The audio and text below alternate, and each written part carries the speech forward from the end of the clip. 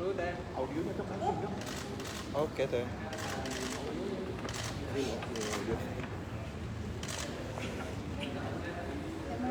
Ya dijelaskan teh. Teh atau majuan teh? Agak maju boleh. Atau majuan teh? Loyalnya dulu ya. Oke. Ini saya jelasin dulu. Pertama terima kasih teman-teman media yang luar biasa mengawal kasus ini Sera Aprianti dengan terdakwa Gregorius Robert Tanur, Ronald Tanur, dan saya beserta kuasa hukum dari ibu korban yang juga sudah almarhumah sekarang. Dan ini adalah Pak Ujang, ayah korban, dan ini adalah Adik. Alfika sebagai adiknya korban, dan kami ada di dalam aliansi Justice for Nini Sera. Hari ini kami menemui pimpinan Komisi Yudisial, pimpinan Komisi Yudisial mendampingi kuasa hukum dan keluarga korban yang menyampaikan laporan secara resmi terhadap Komisi Yudisial. Silakan Mas Dimas sebagai kuasa hukum menyampaikan. Terima kasih. Jadi ya ini teman-teman, saya mendampingi keluarga korban menyampaikan laporan ke Komisi Yudisial. Alhamdulillah atas perhatian dari Ibu Ketua Pitaloka, kami bisa bertemu dengan pimpinan Komisi Yudisial menyampaikan laporan kami atas putusan dari 3 majelis hakim di Pengadilan Negeri Surabaya. Apa yang menjadi dasar-dasar laporan kami adalah terkait dengan kontradiksinya antara surat tuntutan, surat dakwaan dengan isi pertimbangan hakim di dalam putusan. Itu yang pertama. Yang kedua, kami juga meminta agar Komisi Yudisial melakukan pemeriksaan perilaku dan etika hakim selama proses persidangan berjalan dan sampai dengan menentukan putusan pengadilannya. Dan yang ketiga, kami meminta agar kiranya Komisi Yudisial dapat memberikan rekomendasi yang terbaik, yakni harapan kami adalah penghentian hakim yang memeriksa perkara ini di Pengadilan Negeri Surabaya. Jadi tambahan dari saya, terima kasih kepada Komisi Yudisial berdasarkan hasil lapor tadi yang disampaikan juga oleh Biro Investigasinya. Komisi Yudisial ternyata telah bergerak langsung membuat 2 tim, yaitu tim investigasi dan tim bagi pengawas hakim itu sendiri. Dan laporan ini memang menjadi salah satu prasyarat juga agar segera ada tindak lanjut. Berdasarkan pasal 13 Undang-Undang Nomor 18 Tahun 2011 tentang perubahan Undang-Undang Nomor 12 Tahun 2024 tentang Komisi Yudisial, maka Komisi Yudisial mempunyai wewenang diantaranya menjaga dan menegakkan penghormatan, keluhuran, martabat serta perilaku hakim, menetapkan dan atau pedoman perilaku hakim bersama-sama dengan Mahkamah Agung. 4. Menjaga dan menegakkan pelaksanaan kode etik dan atas pedoman perilaku hakim. Berdasarkan pasal 18 juga, maka kemudian akan melakukan pemantauan dan pengawasan terhadap perilaku hakim, menerima laporan dari masyarakat, ini yang kami lakukan verifikasi, klarifikasi dan investigasi atas kode etik dan pedoman perilaku hakim, kemudian memutuskan benar tidaknya laporan, mengambil langkah hukum tetapi tidak bisa mengeksekusi. Jadi hanya bekerja dalam wilayah etik murni. Kemudian untuk yuridisnya ada di Mahkamah Agung, akan dibentuk setelah tim investigasi, tim pengawas hakim. Tadi disampaikan Komisi Yudisial tentu akan melakukan rapat pleno dan keputusannya berupa rekomendasi ke Mahkamah Agung. Jadi teman-teman, meskipun Komisi Yudisial tadi disampaikan telah melakukan investigasi wewenang sesuai kewenangannya, namun demikian tentu saja pengawalan dari publik khususnya media sangat kami harapkan, karena ternyata meskipun nanti ada rekomendasi yang sesuai dengan fakta hukum dan sebagainya, tidak bisa serta-merta langsung dieksekusi oleh Komisi Yudisial, namun hanya berupa rekomendasi terhadap Mahkamah Agung. Jadi kami juga meminta dukungan dari seluruh masyarakat Indonesia untuk pengawalan ini sampai juga kepada pengawasan terhadap kinerja di Mahkamah Agung. Demikian. Langkah lain terkait Justice for Nini Sera ke depannya? Pertama, kita sedang menggalang melalui petisi. Petisi itu menjadi penting, ada di change.org. Justice for Nini Sera, hashtagnya mohon dibantu juga, karena ini akan teman-teman tentu kita berpikir, kok bisa ya kasus seperti ini yang kenapa tidak kasus-kasus lain. Kasus ini menurut saya dan juga teman-teman yang bergabung dalam aliansi ini keputusan bukan hanya tindakan pelaku yang ekstrim, tapi keputusan majelis hakim terindikasi kuat juga ekstrim, mengandung kekerasan ekstrim dengan diduga mengabaikan bukti CCTV, diduga mengabaikan visum dari rumah sakit Sutomo yang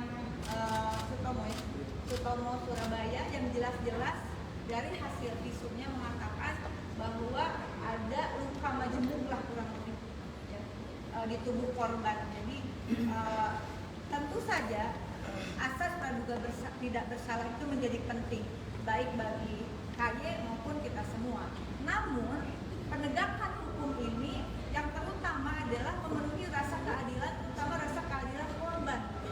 Sini ada Pak Ujang, sini ada adiknya. Pak Ujang mungkin ingin menyampaikan sesuatu. Harapannya Pak Ujang sudah berapa lagi Pak?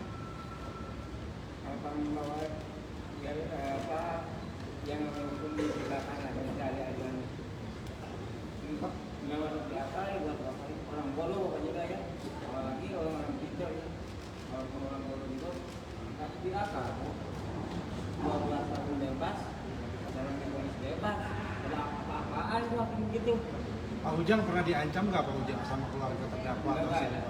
Pernah ada obrolan sebelumnya nggak? Enggak. Atau bocoran ini bakal bebas? Dan untuk sampai saat ini ada upaya pramediasi dari terdakwa sendiri nggak Pak? Minta datang ke keluarga. Jadi ini waktu itu pernah kita diminta damai, tapi dengan syarat kita harus membuat sebuah laporan perdamaian, mencabut perkara dan menganggap ini sebagai kecelakaan. Sehingga pada saat itu saya sudah membuat sebuah video yang mengatakan bahwa saya itu tetap menolak untuk perdamaian seperti itu, karena itu sangat tidak bermoral dan sangat tidak memanusiakan manusia. Kenapa? Dia sebagai keluarga seorang pejabat seharusnya memiliki hati nurani, menyampaikan permohonan maaf itu secara tulus dengan tanpa cara hukum. Kapan tepatnya itu Pak? Itu pada saat pemeriksaan perkara itu masih diminta di penyidikan di Polrestabes Surabaya. Itu sudah kami tolak dan setelah itu, dan itu pun yang menyampaikan bukan langsung dari keluarga. Ada iming-iming untuk perdamaian itu nggak Pak? Tentunya ada janji-janji, tapi kami tidak menghiraukan itu karena kami meminta permintaan maaf yang tulus, bukan bentuknya seperti itu. Pernah nyebutin nominalnya berapa Pak? Tidak. Ya. Tapi menjanjikan akan diberikan. Iya. Iya. Dan perlu kami sampaikan teman-teman, seperti yang disampaikan oleh Ibu Rike yang kita lakukan tadi, bahwasanya Komisi Yudisial ini yang memberikan rekomendasi, maka selanjutnya seperti yang sudah saya sampaikan, saya juga akan melaporkan hakim tersebut kepada Badan Pengawasan Mahkamah Agung. Nanti kita bisa nilai bersama-sama hasil rekomendasi Komisi Yudisial dan hasil dari Badan Pengawasan itu berbeda atau sama.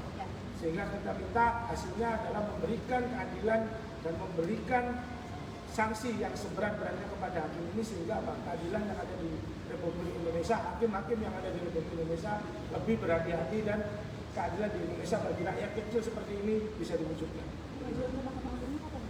Rencana kami selama kampanye dalam rapat ini kami akan melaporkan ke Badan Pengawas Mahkamah Agung, karena kami masih menunggu putusan dari Pengadilan Negeri Surabaya yang sampai sekarang belum diberikan. Termasuk barang-barang dari korban pun kami juga belum diberikan. Sementara kita ketahui, saya juga mendapatkan sebuah informasi dari beberapa teman-teman yang ada di lapangan bahwasanya tersangka pasca bebas ini ada perencanaan untuk pergi ke luar negeri. Tentu ini sangat menyakitkan bagi kami keluarga korban. Kita tahu dampak dari putusan ini, orang-orang lemah ini masih berjuang, memperjuangkan keadilannya. Sementara tersangka yang dibebaskan sudah berniat untuk keluar negeri. Dia mungkin bisa berlibur di Disneyland ataupun dimanapun, tapi orang kecil ini masih bolak-balik Jakarta, Surabaya untuk memperjuangkan keadilannya. Bang, ini kan Berarti putusan. sebentar, jadi apa yang disampaikan kuasa hukum ini menjadi penting. Oleh karena itu dan kesempatan ini sekaligus kami mendesak agar terdakwa meskipun sudah ada putusan dari Majelis Hakim PN Surabaya, namun melihat perkembangan seperti ini agar institusi yang berwenang melakukan pencekalan terhadap Gregorius Ronald Tanur untuk tidak pergi ke luar negeri. Nah ini kan vonisnya kan memang nekat dan terkesan nggak masuk akal. Apakah ada dugaan intervensi intervensi dari sang bapak yang memang mantan anggota DPR atau ada suap menyuap? Saya tidak mau ada saya tidak pada ranah dugaan, tetapi fakta CCTV, fakta visum itu adalah fakta persidangan dan juga para saksi dalam proses persidangan itu yang menjadi penting. Dan sekali lagi mohon dukungannya semua ya, karena kalau kasus seperti ini pelaku bisa vonis bebas, artinya kejahatan lain itu dianggap biasa. Ketika kejahatan ternyata Bapak ya, kejahatan berupa indikasinya ada kekerasan fisik, kekerasan psikologis sampai penghilangan nyawa begitu divonis bebas, maka yang harus menjadi perhatian kita semua, kejahatan lainnya yang derajatnya di bawah itu bisa dianggap bukan kejahatan. Karena itu kami Aliansi Justice for Niki Sera meminta dukungan seluruh elemen masyarakat, terutama media, untuk terus menyuarakan dan mengawal semua proses ini, termasuk juga rekan-rekan di kampus untuk bisa memfasilitasi melakukan eksaminasi publik. Kita buka ruang eksaminasi di kampus-kampus, di fakultas hukum yang berkenan, silakan untuk mengikuti. Terima kasih ya. Masih Mbak. Ini mau komisi 3 sekarang. Komisi 3. Di Komisi 3 ada RJPU di Komisi 3. Langsung diterima.